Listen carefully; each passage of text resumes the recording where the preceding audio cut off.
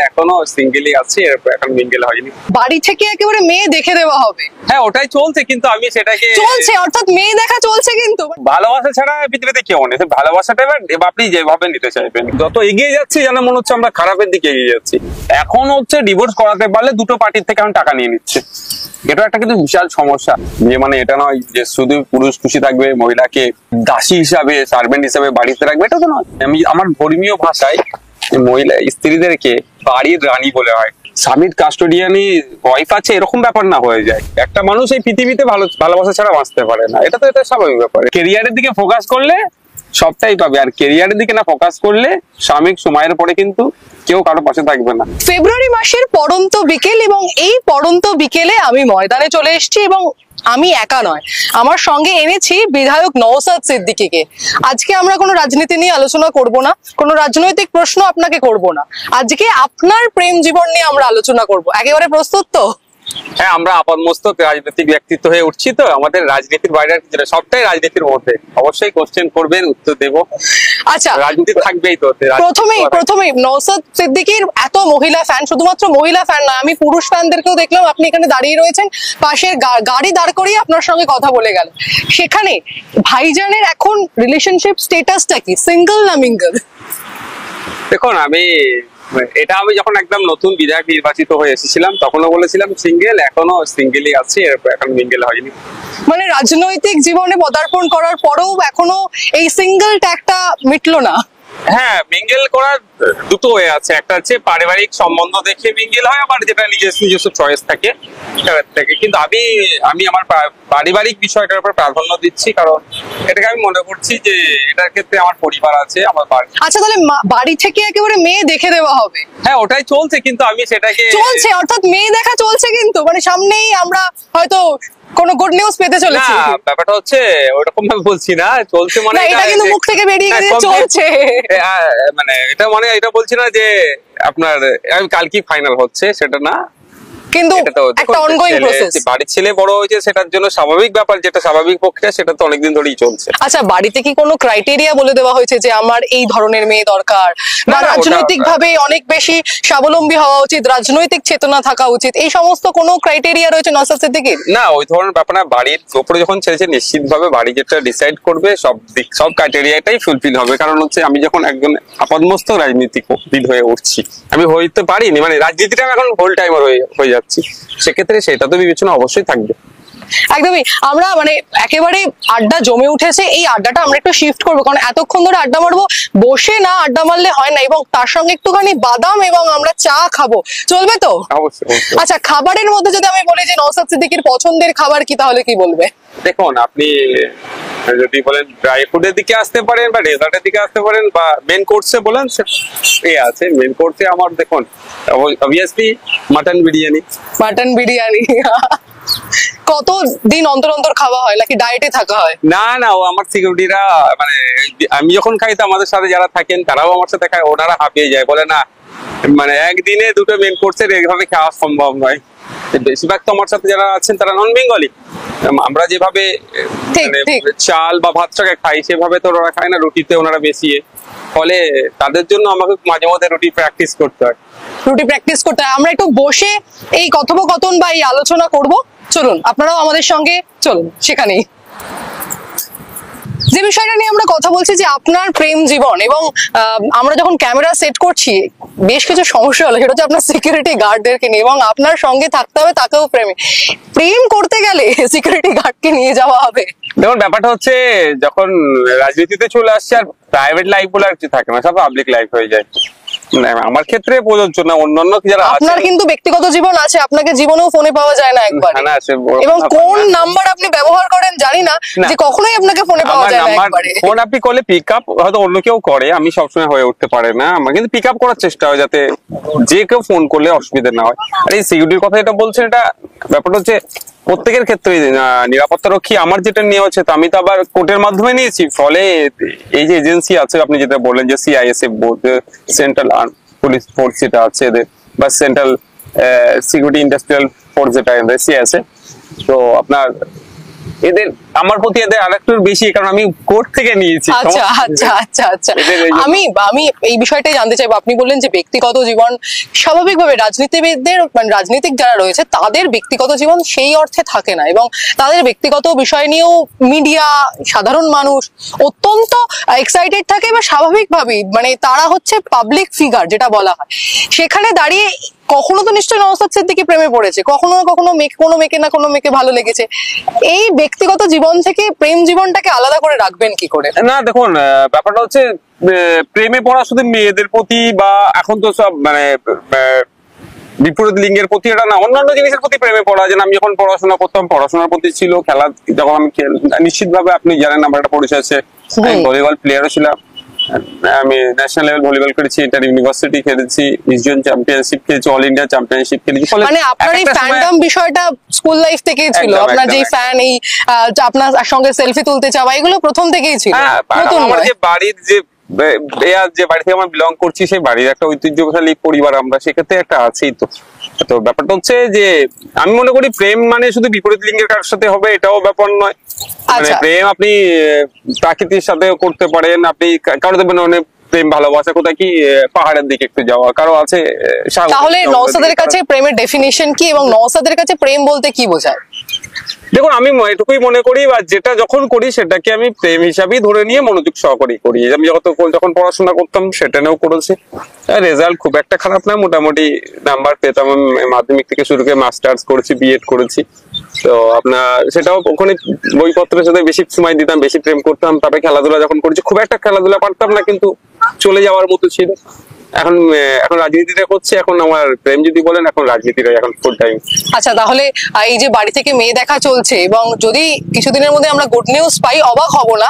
সেখানে দাঁড়িয়ে এমন কাউকে তো বেছে নিতে হবে যে তাহলে আপনার এই প্রেম জীবন অর্থাৎ রাজনীতিকে আপনি প্রায়োরিটাইজ করবেন, সেটা মেনে নেবে। কারণ রাজনীতিকদের যে সময় তা কিছু অনেক কম হয়, পরিবারকে অনেক সময় কম দিতে পারে। সেই অভিযোগগুলো অর্থাৎ স্বামী হিসেবে নওশাদ সিদ্দিকী নিজেকে কত স্কোর দেবে বা কিভাবে নিজেকে গুছিয়ে নেবে? দেখো, আমি তো এখনো কারো স্বামী হতে পারিনি। আপনি যে আপনার কথা অনুযায়ী এখন স্কোর আমি কিভাবে দেবো? আচ্ছা, মানে যখন তাহলে নিজেকে কি করে গুছিয়ে নেওয়া হবে, যখন হবে তখন বলতে পারবো। নিজেকে কি করে গুছিয়ে নেওয়া হবে? সময়ের সাথে গুছিয়ে নিতে হয়। এটা আমি তো আপলিটিক্যাল কিছু হয় না। তারপরে আমি বলছি রাজনীতি থেকে আমি অনেক দূরে ছিলাম, কিন্তু দেখুন আমি 2021-এ রাজনীতির ময়দানে এসেছি, আস্তে আস্তে গুছিয়ে নিচ্ছি।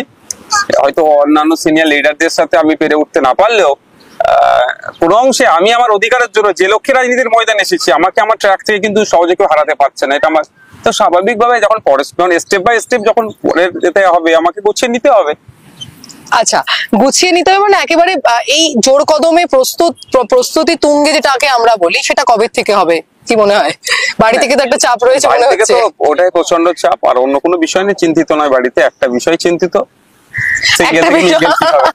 আচ্ছা, আমি মানে আমাদের সাধারণ মানুষ যারা রয়েছে তাদের হচ্ছে বাড়িতে বিয়ে না হলে একটা সময়ের পর বাড়িতে ঢুকলেই কাজ, যতই আমরা কাজ করি না কেন, মা বলে যে কি রে এবার তো বিয়েটা কর, বা বাবা বলে, বা কোনো বন্ধু বান্ধবের অনুষ্ঠানে গেলে সবাই পাড়া প্রতিবেশী বলে। সেটা কি আপনাকে? স্বাভাবিক ব্যাপার, সব থেকে বেশি বাড়িতে হয়। তো বাড়িতে তখন কি বলে মানে কি করে ম্যানেজ দেওয়া, ড্যামেজ কন্ট্রোল ভাবছি হচ্ছে। সবটা বললে তো আর বাড়ির লোক শুনলে আবার সেই জায়গার গ্যাপটাকে ধরে নেবে। আচ্ছা, সত্যিই কি নওশাদ কখনো প্রেম করেনি, মানে কখনো প্রেমে পড়েনি, নাকি সেটা এই মিডিয়ার সামনে বলা যাবে না? না, ওরকম ব্যাপার না। আমি বললাম যে মানে যখন আমি যেটা করতাম না, আমার ফোকাসটা সেখানেই রাখতাম, মানে ওখানে ফোকাস আমি মানে জীবনে কোনো মেয়ে আসেনি? না না, ওরকম ভাবে নয়। তবে একটা জিনিস আমি বলতে পারি, এই পৃথিবীতে আচ্ছা, আমরা কথা বলতে বলতে আমাদের রচা চলে এসছে। আমি বলবো আমার টিমকে একটু রচাটা দিয়ে দিতে, কারণ কথা বলতে বলতে গলা শুকিয়ে যাবে, এবং পরন্ত বিকেলে এই রচাটা আচ্ছা পেয়ে গেছেন। তো ভালোবাসা ছাড়া পৃথিবীতে কেউ নেই। ভালোবাসাটা এবার আপনি যেভাবে নিতে চাইবেন, কেউ ভাই ভাই ভালোবাসা, কেউ দিদি ভাইয়ের ভালোবাসা, কেউ বিপরীত লিঙ্গের প্রতি ভালোবাসা থাকতে, স্বামী স্ত্রীর মধ্যে ভালোবাসা, ছেলে বাবা ছেলের ভালোবাসা, মা বেটির ভালোবাসা থাকতেই পারে। এটা স্বাভাবিক ব্যাপার। এবং কোন বিষয় দিয়ে কোনো মেয়ে নওশাদের মন কাটতে পারে? রান্না করে, কিংবা ভালো গান করে, কিংবা ভালো কবিতা বলে? দেখুন, আমি শুরুতেই বললাম আমি খেতে ভালোবাসি। এটা তো আপনি মানে যারা ট্রাই করতে চাইছেন তারা কিন্তু, এবং খাওয়াতেও ভালোবাসি মানুষকে। আমি যখন হয়তো কোনো আমি আর আমার একটা খারাপ গুণ কি ভালো গুণ বলতে পারবো না। আমি যখন খাওয়া দাওয়া করি, আমার সাথে আমার সিকিউরিটি থেকে শুরু করে আমার ড্রাইভার থেকে শুরু করে আমি একসাথেই খাওয়ার চেষ্টা করি, আমি একসাথেই খাই। এবং স্টার হোটেলে গেলেও আমি একসাথে খাই, অনেক সময় ফুটপাতে দাঁড়িয়ে আমি ফুটপাতে যারা যে শুধু আমি একজন সাংবাদিকের সঙ্গে আলোচনা করছিলাম এবং সে বললেন যে আপনাকে লালবাজার চত্বরে তিনি একদিন বাসে দেখেছেন এবং এটা আপনি বিধায়ক হওয়ার পরে, এটা কি সত্যি কথা? মানে এই হুট করে বাসে উঠে যান, এখন আপনি বলছেন যে সিকিউরিটি ছাড়া আপনি মানে কোথাও যাওয়ার সমস্যা হচ্ছে সিকিউরিটিটা আমার থাকার জন্য। আমি সব জায়গায় মুভ করতে গেলে আগে থেকে মানে ইনফরমেশন দিতে হয়, সেটা নয়ডাতে যায়, নয়ডা থেকে বিভিন্ন জায়গায় যেটা সিস্টেম আছে সিস্টেমের মধ্যে আমি এখন যাচ্ছি। নাহলে যখন নতুন বিধায়ক হয়েছিলাম একদম বাসের ট্রেনে আমি ঘুরেছি, বাসে এই জন্য ঘুরেছিলাম। তখন সন্ধ্যার সময় বাসে উঠেছিলাম, ওখান থেকে আমার বাড়িতে ফুরফুরা শরীফে, আমি বাস ধরে আপনার হাওড়া স্টেশন থেকে ট্রেনে বারুইপাড়া, ওখান থেকে উঠেছিলেন বাসে, তাই তো? এই জন্যই আমি ফিল করতে যে বাস কি পরিস্থিতি। মিস করেন না দিনগুলো? হ্যাঁ অবশ্যই অবশ্যই। তো আজকে আমার ইচ্ছা আছে, যখন আমরা এখন একটা ইচ্ছা যেটা কি গঙ্গার নিচে দিয়ে যে মেট্রো গিয়েছে, এখনো চড়া হয়নি, ওটা ইচ্ছা আছে একবার চড়তে হবে। তো এটা তো আপনি ইচ্ছে মানে বই প্রকাশ করলেই মনে হয় এটা ফুলফিল হয়ে যাবে। হয়ে যাবে, কিন্তু সময় হয়ে ওঠে না, সমস্যাটা এখানে। কিন্তু আজকে এই যে ময়দানে পড়ন্ত বিকেলে আপনি আমাদেরকে সময় দিয়েছেন, এই রকম দিন কবে লাস্ট কাটিয়েছেন বলুন? মানে এরকম ময়দানে ব্রিগেড ছাড়া ময়দানে খুব একটা আশা হয় না আমার মনে হয় আপনার। না, আমি লাস্ট বলছি 2017-18 কি 19-এর দিকে লাস্ট হবে। তখন আমি ওই নিয়মিত ভলিবল খেলতাম কলকাতা লিগে থেকে শুরু করে, আমাদের এই ফেডারেশন আছে আপনাদের প্রেস ক্লাবের ওখানে। ফলে সেই সুবাদে আমাদের যারা থাকতো মাঝে মধ্যে আমরা এদিক সেদিকে একটু আড্ডা দিতে বার হতাম, তখনই এসে একটু হই আল্লাহ করতাম, মানুষকে ডিস্টার্ব করতে আসতাম এক প্রকার। ব্যাচে সব থাকতাম আমরা, ফলে একটু ডিস্টার্ব করতে বার হতাম। আমরা এরকম ছোটবেলায় অনেকেই ফেস করেছি যে কোনো বন্ধু প্রেম করছে এবং তাকে বৌদি বলে ডাকা, ওটা তো আমরা সিদ্ধ ছিলাম, এবং তার কাছ থেকে খাওয়া, নাহলে বাড়িতে বলে দেবো এ করবো, ওগুলো র্যাগিং করতেন। একদম একদম। আর এই ছোটবেলার দিনগুলো কতটা মিস করেন? প্রচন্ড। যত দিন যাচ্ছে যেন মনে হচ্ছে যেগুলো ফেলে এসেছি সেগুলো মানে যত এগিয়ে যাচ্ছি যেন মনে হচ্ছে আমরা খারাপের দিকে এগিয়ে যাচ্ছি। যেগুলো ছিল সত্যি সেগুলো আমাদের জন্য যেন একটা আশীর্বাদ ছিল, এবং ওই দিনগুলোকে আমরা মানে ভুলতে পারি না। কারণ হচ্ছে আমি এখন পরিস্থিতি দেখবেন এমন একটা সিচুয়েশন তৈরি হচ্ছে, প্রত্যেকটা জিনিসের মধ্যে আমরা ধর্ম জাত বর্ণ খুঁজতে শুরু করেছি। দেখুন আমি ভলিবল খেলেছি, প্রেমের ক্ষেত্রেও কি আপনি এগুলো মেনে চলবেন? না, আমি ওটা সমস্ত ক্ষেত্রে আজকের ডেটে হচ্ছে তো লাভ জিহাদকে দাগিয়ে দেওয়া হচ্ছে। ভাই যাকে পছন্দ লাগবে, কার পছন্দতে আপনি তাদের পছন্দকে প্রাধান্য না দিয়ে বরং তারা ডিস্টার্ব করছে, এটা আমি মনে করছি অনৈতিক কাজ বলে মনে করি। যে সে বিষয়ে না গিয়ে বলছি, আমি যেহেতু খেলাধুলা করেছি, তো আমার ম্যাক্সিমাম যারা প্লেয়ার্স যারা ছিল স্বাভাবিকভাবে তারা সংখ্যাগুরু সমাজের, কিন্তু আমরা একবারের জন্য তখন ফিল করিনি যে ও সংখ্যাগুরু আমি সংখ্যালঘু, একবারের জন্য ফিল হয়নি। বরঞ্চ আমরা আমাদের একে অপরের প্রতি মানে এত ভালোবাসা দিয়ে আমরা আমাদেরকে ঘিরে রাখতাম, মানে পরস্পরের প্রতি আমাদের, ওগুলো কোনো সময়ের জন্য মনে আসেনি।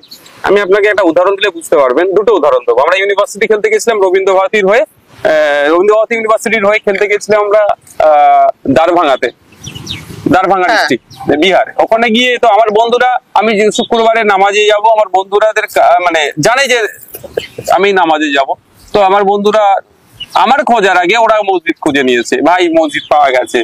যে সমস্ত বন্ধু এখনো রাজনীতির ময়দানে, রাজনীতিতে হয়তো তারা নাই, কিন্তু সে যোগাযোগ আছে। ঠিক একই ভাবে আমি গিয়েছিলাম ত্রিপুরার বিখ্যাত মন্দির ত্রিপুরেশ্বরী মন্দির, যেখানে অমিত শাহজি গিয়েছিলেন, জুতো পরে উঠে গিয়েছিলেন, এনে অনেক বিতর্ক হয়েছিল। তো ওই মন্দিরে তো কোথায় আমরা ইস্ট জোন চ্যাম্পিয়নশিপে আমরা অল ইন্ডিয়া কোয়ালিফাই হয়েছিলাম। তো 2 থেকে 3 দিন পরে আমাদের ছিল অল ইন্ডিয়া চ্যাম্পিয়নশিপ, আবার ত্রিপুরাতেই ছিল।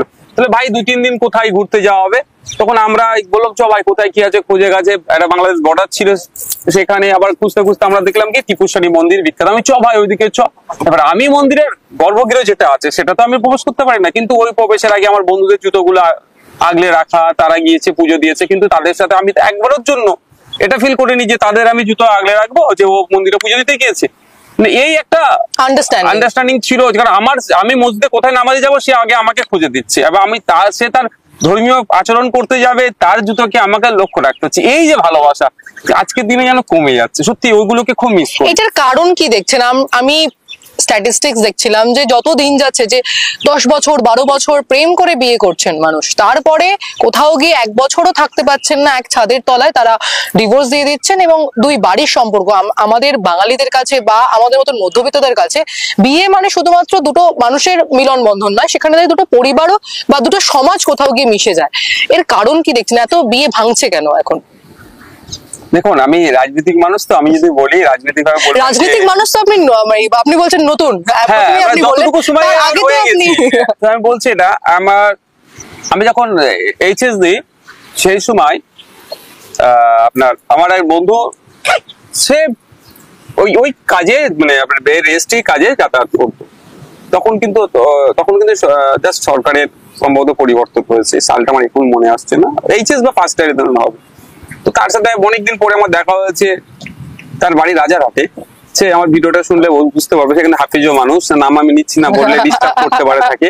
তো সে আমাকে বললো, ভাই আমি কেমন আছেন না আছেন, ভাই আমাকে আপনি বলে সম্বোধন, অনেকদিন পরে দেখা হচ্ছে, তো আমিও ভাই কেমন আছো না আছো এরকম হওয়ার পরে আমার কি করছো, খুব বিয়ে পড়াচ্ছো না, আমারটা কবে পড়াবো, আমি মজা করেই বললাম। বললো, ভাই এখন একটা সত্যি দুর্ভাগ্যের বিষয়, বিগত দিনে বিয়ে পড়াতাম বেশি, ডিভোর্স কম হতো, আর আজকের ডেটে মানে বিয়েও যেমন হচ্ছে ডিভোর্সের পরিমাণও বাড়ছে। আমি বললো তাহলে কেন, কারণটা কি? বলে এটা সামাজিক অবক্ষয়। বিগত দিনে এটা অস্বীকার করছে না ওরা, মানে আমাকে যেটা বলেছে এটা বলছি কোট আনকোট, একটা সময় ছিল বাস্তব কথা, ওই ধরনের কোনো ফ্যামিলিতে অশান্তি স্বাভাবিক ব্যাপার, এটা হতেই পারে, মতনৈক্য হতেই পারে, কিন্তু মতনৈক্য কেন হচ্ছে সেটাকে শর্ট আউট করার জন্য গ্রামের সিনিয়র যারা আছেন বা যারা বুদ্ধিজীবী টাইপ আমরা যাদেরকে বলি, এখন বুদ্ধিজীবী তো এখন শব্দটা গালাগালি সমতুল্য হয়ে যাচ্ছে, করে দিয়েছে, সেটাও সামাজিক অবক্ষয়, একদম সামাজিক অবক্ষয়। যাদেরকে বলি তারা বসে একটা মীমাংসা করে, তুমি বিয়ে করেছো ছাড়ছো হবে কেন, বিয়েটা করেছো একটা থাকার জন্য বা পারিবারিক দুটো, যেটা বলেন পারিবারিক সুসম্পর্ক আছে, বুঝিয়ে বাজে মেন্টালি কাউন্সিলিং করিয়ে কিন্তু সম্পর্কটা টিকে যেত। এখন কিছু ওই মেন্টালি কাউন্সিলিং করার মধ্যে সেই অবকাশ দিচ্ছে না, বা সেই চিন্তা ভাবনাই না। এখন হচ্ছে ডিভোর্স করাতে পারলে দুটো পার্টির থেকে এখন টাকা নিয়ে নিচ্ছে, এটা একটা কিন্তু বিশাল সমস্যা। এই কথা বলেছি বলে এখন স্বাভাবিকভাবে টিএমসি সরকার আছে, মানুষ বলবে যে নওশাদ সিদ্দিকী আইএসএফ পার্টি টিএমসির বিরোধিতা করছে, কিন্তু এটা বাস্তব। এখন আপনি দেখবেন এখানেও আপনি একটা টাকার অফার চলছে যে তোকে ডিভোর্স করিয়ে দেবো, 2 লাখ 5 লাখ যাই পাবে একটা পার্সেন্টেজ আমাকে দিবি। এর ফলে এগুলো বেড়ে যাচ্ছে। যদি যারা শাসকে আছে, যারা লোকাল পঞ্চায়েতে, লোকাল সরকার যাদের দ্বারা চলে, অর্থাৎ পঞ্চায়েত সিস্টেমে, তারা যদি একটু কড়াকড়ি করে, একদম কড়াকড়ি মিনস এই কেন এই ধরনের যে তুমি বিয়ে করেছো ডিভোর্সের জন্য, কি সমস্যা হচ্ছে বলে একটা টাইম দিচ্ছে। আগে আমরা যেটা দেখেছি যে মহিলারা মূলত কোথাও গিয়ে তাদের যে পছন্দের জিনিস তা করতে পারতেন না, পুরুষদের ক্ষেত্রেও হয়তো কখনো কখনো তারা বিয়ে ভাঙতে চেয়েছেন, তারপরে পরিবারের জন্য ভাঙতে পারেননি। কিন্তু এক পক্ষ বলছে যে যদি কারোর সঙ্গে আমরা খুশি না থাকি তাহলে আমরা লাইফ টাইম কেন থাকবো, এটাও তো একটা না, এটা কঠিন কোশ্চেন। দেখো ব্যাপারটা যে অবশ্যই প্রত্যেকেই যাতে খুশি থাকে, বিয়ে মানে নয় যে শুধু মহিলাকে খুশি থাকতে হবে, পুরুষ কামিয়ে নিয়ে আসবে, এটাও যেমন নয়। ঠিক একই ভাবে বিয়ে মানে এটা নয় যে শুধু পুরুষ খুশি থাকবে, মহিলাকে দাসী হিসাবে, সার্ভেন্ট হিসাবে বাড়িতে রাখবে, এটা তো নয়। আমাদের মানে আমার ধর্মীয় ভাষায় মহিলা স্ত্রীদেরকে মানে বাড়ির রানী বলে হয়, রানী বলে আখ্যা দেওয়া হচ্ছে, বাড়ির রানী বলে আখ্যা দেওয়া আছে। সেটা অনেকে মান্যতা দেয় না, এটা তাদের বিভিন্ন ধর্মে মহিলাদেরকে, আশা করছি আমি সমস্ত ধর্মগ্রন্থ পড়িনি বা সম্ভব হয়ে ওঠেনি, আগামী সময় পেলে অবশ্যই পড়বো। মহিলাদেরকে গুরুত্ব দিয়েছে, মহিলাদেরকেও গুরুত্ব দিতে হবে, সাথে সাথে পুরুষদেরও মতামতকে প্রাধান্য দিতে হবে, এবং মহিলাদেরও যে আলোচনা করছে সেটাকেও শুনতে হবে এবং সেটাকেও শর্ট আউট করতে হবে। পুরুষ মানে আমি এ নয় যে আমারটাই চূড়ান্ত, আমারটাই ফাইনাল, আমার বাইরে আমার পরিবারের মহিলা সদস্য যিনি আছেন আমার থেকে কম বোঝেন, এই মানসিকতা থেকে বেরিয়ে আসতে হবে। আর একই ভাবে মহিলাদের ক্ষেত্রেও যেটা হয়তো একটা ডিসিশনের ক্ষেত্রে মহিলারা যেটা বুঝেছেন সেটাই ফাইনাল, সেটাই চূড়ান্ত, আমি ছাড়া হতে পারে না, এটা সেটা জায়গায় যদি রিজিট থাকে তাহলে এই সমস্যাগুলো তৈরি হয়। আচ্ছা, নওশাদ সিদ্দিকী যদি স্বামী হয়, কারণ নওশাদ সিদ্দিকী বলে দিচ্ছে আমি প্রেম করি না বা আমি প্রেম করব না, বাড়ির লোকের কথাই আমি বিয়ে করব, সেখানে দাঁড়িয়ে সে কি তার স্ত্রীর বন্ধু হবে, নাকি স্বামী যে সামাজিক ভাবে যেভাবে স্বামীর একটা পরিচয় রয়েছে সেইভাবেই থাকবে, নাকি বন্ধু? দেখো না, শুধু আমার ক্ষেত্রে কোশ্চেনটা নয়, সারা পৃথিবীর ক্ষেত্রে আমি বলবো যে এটা তারাই মান্যতা দিয়ে চলে, হাজবেন্ড ওয়াইফ মানে লাইক ফ্রেন্ড, তারা এই সম্পর্কটা নিয়ে চলে। আমি যেটা যতটা ফিল করতে পারি, যতটা অবজার্ভ করি, এটা তো হওয়াটা স্বাভাবিক ব্যাপার। মানে স্বামীর কাস্টোডিয়ানি ওয়াইফ আছে এরকম ব্যাপার না হয়ে যায়, তো এটা হলেই সমস্যাটা এই সূত্রপাত হয়। আচ্ছা, এবার একটা বাউন্সার, তার হচ্ছে অবশ্যই সে তার গার্জেন, তাকে সে এরকম ভাবে এ করবে, কিন্তু এটা নয় যে তার তার তার অনুকূলে আছে মানে একদম উঠাবে বসাবে, এটা আমি অন্তত বা আচ্ছা। এটা কেউ মেনে নেবে না। এবার একটা বাউন্সার আমি ছুড়ি, কোথাও গিয়ে নওশাদ সিদ্দিকীকে যদি বলা হয় প্রেমের কবিতা বা প্রেমের গান, শোনাতে পারবে নওশাদ সিদ্দিকী? সম্ভব না আমার দ্বারা। কেন, একটা দু লাইন, আমি বলছি না কবিতা একদম সুন্দর করে আবৃত্তি করতে হবে, মানে না দু লাইন। পুরো এই কনসেপ্ট নিয়ে আসিনি তো, মানে ব্যাপারটা হচ্ছে যদি কোনোদিন এগুলো প্র্যাকটিস করতাম একটু একটু নিজে লেখা, নিজে বাথরুম সিঙ্গার, সেটা আমার দ্বারা হয় না, বলে আচ্ছা না? কবিতা না ওটা হয় না আমার দ্বারা। লেখেন, লেখালেখি করা হয়? এ বড় মানে কবিতা না লিখলেও মানে বড় লেখালেখি হয় মাঝে মধ্যে। তাহলে আমি দু লাইন শুনতে চাইবো, এটা আমার, এটা দর্শকদের আবদার আপনার কাছে, দু লাইন। না কবিতা সময় আমার নিন দ্বারা হয় আপনি, না, কবিতা আমার আপনার দ্বারা হয় মতন না। করে কবিতা বলুন। আমার কবিতা আমার দ্বারা হয় না, তবে একটা যেটা বলছিলাম সেটা আমি আপনি তো নোটিস করেননি, যেটাই যে একটা মানুষ এই পৃথিবীতে ভালোবাসা ছাড়া বাঁচতে পারে না, এটা তো এটা স্বাভাবিক ব্যাপার। এটাই কি তাহলে আজকে টিজারে যাবে? আচ্ছা, এই যে নওশাদ সিদ্দিকী বললেন যে উনি সিঙ্গেল, তারপরে তো মহিলারা ঝাঁপিয়ে পড়বেন। যোগাযোগ পাবে, যদি- আমার বাড়ি আছে, অ্যাড্রেস আছে, বড় ভাইজান আছে, বাবু আব্বু আম্মু আছেন, জামাই বাবুরা আছেন, দিদিরা আছেন, বৌদি আছেন, মানে ভাবি যেটাকে বলে। না এরপরে যদি কোনো মঞ্চ থেকে দাঁড়িয়ে আপনি ধরুন বক্তৃতা দিচ্ছেন, সেই সময় এসে আপনাকে ফুল দেওয়া হলো বা প্রেম নিবেদন করা হলো, তো আগে বলতে এসে পৌঁছাতে পারবেন, আমার সিকিউরিটি আছে। সেই সিকিউরিটি মানে যাকে নিয়ে আপনি বলছিলেন যে মানে সঙ্গে নিয়ে সবসময় ঘোরেন, না সিকিউরিটি আছে না, সে পৌঁছাতে পারবে না। মানে এটা তো রাশলি বলা হয়ে যাচ্ছে অনেক, মানে কখনো কি একটু মনটা গলবে না কোনো মহিলার প্রতি কেউ যদি আসে প্রেম নিবেদন না করে? দেখুন ব্যাপারটা হচ্ছে এসে পৌঁছাতে পারবে না, আর ওটা এন্টারটেইন করার মতো সময়টাও আমার নাই, বাস্তব হচ্ছে এটাই যে ওটা তো একটা এন্টারটেইন করতে হবে, সেই সময়টাও না। আচ্ছা, নিজের প্রেম নিয়ে তো আপনি একটা কথাও বললেন না, শুধু মুখ থেকে একটু বেরিয়ে গেছে যে বাড়ির লোক দেখাশোনা চলছে এবং অনেক বছর ধরে চলছে।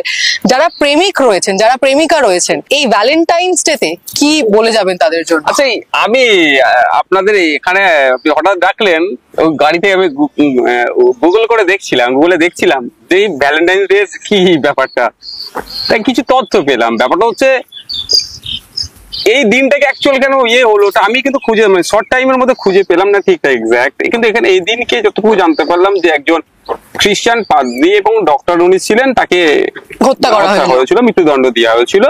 সে কারণ অনেক আছে, অনেক বিতর্ক আছে, তিনি নাকি একাধিক মহিলার সাথে তার সম্পর্ক ছিল, এই ধরনের অনেক অভিযোগ আছে। এবং সেই সময় রোমের এক রাজা, হ্যাঁ ইটালির রোম শহরের এক রাজা, তিনি ওনাকে তিনি চাইতেন না যে তিনি দেখছেন যে তার যেভাবে পরিচিতি ব্যাপ্তি হচ্ছে, ওনার ইচ্ছা হচ্ছিল উনি ওনাকে ব্যাপারটা হচ্ছে এটা। তাহলে কিন্তু ওর মধ্যে অনেক কন্ট্রোভার্সি আছে। তারপরে 496 সালের দিকে সম্ভবত এই দিনটাকে পালন করে আসছে। হ্যাঁ, ওই যাদেরকে মানে বিবাহ সম্পন্ন করেছিলেন তার যারা উত্তরসূরি ছিলেন, তারা এই দিনটা ভালোবাসার প্রতীক হিসেবে মানে বহন করতে শুরু করলো, এবং তারপর থেকেই পৃথিবীতে এই দিনটি ভালোবাসার দিন হিসেবে সেলিব্রেট করা শুরু হলো। ফ্রান্সেও বেশ কিছুদিন নিষিদ্ধ ছিল, আমেরিকাতেও সম্ভবত না, ব্রাজিল এই মুহূর্তে মনে আসলে বিভিন্ন দেশে। আচ্ছা, এত দলাদলি শহরে যদি একদিন ভালোবাসা হয় কি সমস্যা? আপনি আমাকে ব্যক্তিগত জিজ্ঞাসা করেন, আমি বলবো ব্যক্তিগত যদি আমাকে জিজ্ঞাসা করেন, আমি আমাদের একটা গণতান্ত্রিক রাষ্ট্র। আমি আজকেই দেখছিলাম, আমাকে দেখালো আমার যে সোশ্যাল মিডিয়া যারা চালায়, যে বজরং দলের নাম দেয়া না বিশ্ব হিন্দু পরিষদের নাম দিয়ে, অ্যাকচুয়াল ওনারা করেছেন কি বলতে পারবো না, যে কোনো জায়গায় যদি 14 ফেব্রুয়ারি যদি কাপড়কে দেখতে পাই, কিন্তু তার খবর আছে। তো এই ধরনের পোস্টারিং হয়েছে। দেখুন, আমি স্বাধীন দেশের স্বাধীন নাগরিক, আমাদের এটা আপনার গণতান্ত্রিক রাষ্ট্র, সেই রাষ্ট্র দাঁড়িয়ে এবং ভালোবাসার অধিকার সবার রয়েছে। আমি এটাকে জানি, এটা বলতে পারি যে এখানে আমি আমার ধরুন হয়তো হিন্দু ধর্মের আমি ধর্মীয় এটা বলতে পারবো না কি আছে, মুসলিম ধর্মের ভালোবাসা তো ধর্মের বাইরে। আমি ক্লিয়ার এটা করতে চাই যে ধর্মীয় একটা হয়তো বাধা থাকতে পারে, হিন্দু ধর্মে কি আছে আমি জানি না, সে বিতর্ক আমি যাবো না, কিন্তু ধর্মগ্রন্থ পড়িনি, কিন্তু তারপরেও বলবো আমি কাউকে চাপিয়ে দিতে পারি না। এটা আমাদের ডেমোক্রেসির হচ্ছে গুরুত্ব, আহমিয়াত হচ্ছে যে আমি কারোর উপরে চাপিয়ে দিতে পারবো না। যে আমি ভ্যালেন্টাইন ডে তে আমি বিশ্বাসী নয়, হতে পারে আপনি বিশ্বাসী না হতে পারে, প্রত্যেকটা দিন ভ্যালেন্টাইন ডে আটকাতে পারেন না। সমস্যা যেটা যে আপনার পছন্দ নয় রেটটাকে, তো আপনি থেকে আটকে মানে ডিস্টার্ব করেন, এটা গণতন্ত্রের পরিপন্থী। ঠিক ঠিক ঠিক। আপনি যেটা বললেন যে প্রত্যেক প্রেমিক প্রেমিকা না কি বলছেন, বার্তা তাদের জন্য কি বার্তা message কিছুই থাকবে? না, আমার শুধু এটাই, যদি জীবন করতে পারে কেরিয়ারের দিকে ফোকাস করলে সবটাই পাবে, আর কেরিয়ারের দিকে না ফোকাস করলে সাময়িক সময়ের পরে কিন্তু কেউ কারো পাশে থাকবে না। পাশে থাকার সংখ্যা খুবই কম, ছেলে হোক আর মেয়ে হোক, সবাই কিন্তু এখন আজকের ডেটে যেটা দেখছি কেরিয়ারের দিকে যাচ্ছে। কারণ হচ্ছে আমি গত কয়েকদিন আগে আমি একটা ভিডিও দেখলাম যে এই ভ্যালেন্টাইন উইক কি নিয়ে আলোচনা হচ্ছিল। কোনো একদিন ভদ্র মহিলাকে কোশ্চেন করেছে কি ডিজার্ভ করে, কে বলেছে 1 লাখ, কে বলেছে 2 লাখ, আর না কত 5 লাখ, এই ধরনের চিন্তা। তাদের হাই লেভেলের চিন্তা ভাবনা। দেশের প্রধানমন্ত্রীর সাম্মানিক কথা অত নয় যতটা ওনারা ডিমান্ড করেছে। তো কিন্তু ফোকাসটা কোন দিকে যাচ্ছে? কেরিয়ারের দিকে। তো আমার অনুরোধ এটাই, কেরিয়ারের দিকে ফোকাস দিন, তাহলে আপনারও লাভ হবে, আপনার পরিবারের লাভ হবে, আর সাথে সাথে দেশও হবে। আমি একটা ছোট্ট কথা বলবো, আমি এটা বলবো, অনুরোধ এটাই যে দেখুন, কেউ কাউকে ভালো লেগেছে, কি করেছে, কার সাথে থাকবেন, কি করবেন, সেটা আমি জোর করার কেউ নয়। কারণ আমি স্বাধীন দেশে স্বাধীন নাগরিক, এখানে ডেমোক্রেসি আছে। আমাকে আমার ধর্মীয় ক্ষেত্রে বাধা থাকলে আমি সেটাকে অন্য ক্ষেত্রে আটকাতে পারবো, আমি আমার ক্ষেত্রে প্রযোজ্য করবো এটা, কিন্তু আমি কাউকে আটকাতে পারি না। কিন্তু অনুরোধ আমার এটাই যে আপনাকে ছোট থেকে বাবা মা বড় করলো, আপনার বয়স 18 বছর, 20 বছর, 22 বছর হলো, তো আপনি এখন কলেজ ইউনিভার্সিটি পাস আউট হয়েছেন, 24-25 বছর বয়স হয়েছে, তো আপনার জীবনে কোনো এক ছেলে বা কোনো এক মেয়ে আসছে, 3 মাস, 6 মাস, 8 মাস, 10 মাস, 1 বছর, 2 বছরের সম্পর্ক হয়েছে। সেই সম্পর্কের জন্য বাবা মার যে 8 বছর, 10 বছর, 12 বছর নয়, 20 বছর ধরে অক্লান্ত পরিশ্রম করে যার যেরকমই হোক, সে তার ছেলে মেয়েকে রাজা এবং রানীর মতো রাখার চেষ্টা করে, তার সেই সম্পর্কগুলো ভুলে গিয়ে কিভাবে বাবা মাকে ছেড়ে, হ্যাঁ তারা হয়তো মানতে চাইছেন না, সেগুলো আমি মনে করি মেন্টালি কাউন্সিলিং করা দরকার। বাবা মার উদ্দেশ্য আমার বার্তা, তাদের সাথে একটু আলোচনা করা দরকার, ছেলে মেয়ের পছন্দকে নিয়েও আলোচনা করা দরকার। কিন্তু যারা এরকম ভাবে বাবা মাকে ছেড়ে, খবর মাঝে মধ্যেই আসছে এখন অহরহ চমকের মেয়ে, অমুকের ছেলে, এই ধরনের চলে যাচ্ছে। দেখুন, আমি অনুরোধ করছি প্রত্যেকটা আমার মানে ভাই বোনাদের কাছে, যে বাবা মা যত ছোটই কাজ করুক না কেন, আর যাই 42 তো এটা, ওই টপ ফ্লোরই থাকুক না কেন, সবার বাবা মার একটা সামাজিক সম্মান আছে। সে এখানে যারা চা বিক্রি করছেন তারও একটা সামাজিক সম্মান আছে। তো প্রত্যেকের বাবা মার সামাজিক সম্মান আছে, এইদিকে লক্ষ্য রাখবেন। কোন রকম ভাবে আমাদের আচরণে আমাদের বাবা মার না সামাজিক সম্মান নষ্ট হয়ে যায়, কারণ বাবা মারা প্রচুর কষ্ট করে আমাদেরকে মানুষ করছেন, সেটা আমাদের মাথায় রাখা দরকার। একদমই লাইফ লেসন দিয়ে গেলেন নওশাদ সিদ্দিকী, অসংখ্য ধন্যবাদ। প্রথম থেকে রাজি হচ্ছিলেন না নিজের প্রেম জীবন নিয়ে কথা বলার জন্য, কিন্তু তারপরে এত সুন্দর করে বললেন যে আমি অপলক দৃষ্টিতে তাকিয়ে থাকলাম। ভালোবাসার মরশুম এবং ফেব্রুয়ারি মাস, এবং ফেব্রুয়ারি মাসে রাজনীতিবিদ বা রাজনীতিকদের প্রেম জীবন কেমন তা আপনাদের সামনে তুলে ধরছি। এইরকম ইন্টারভিউ, সাক্ষাৎকার দেখার জন্য